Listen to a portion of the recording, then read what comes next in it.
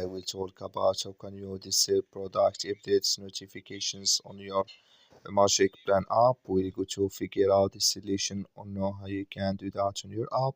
So you just follow this ways, then it's going to work with you.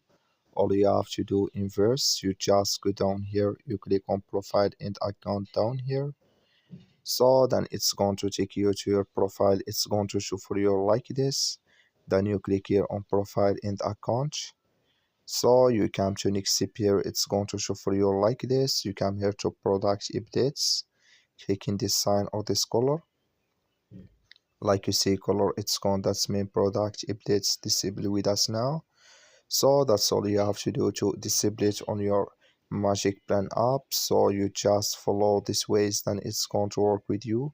I wish you know you are great. That's all. Thank you for your watching.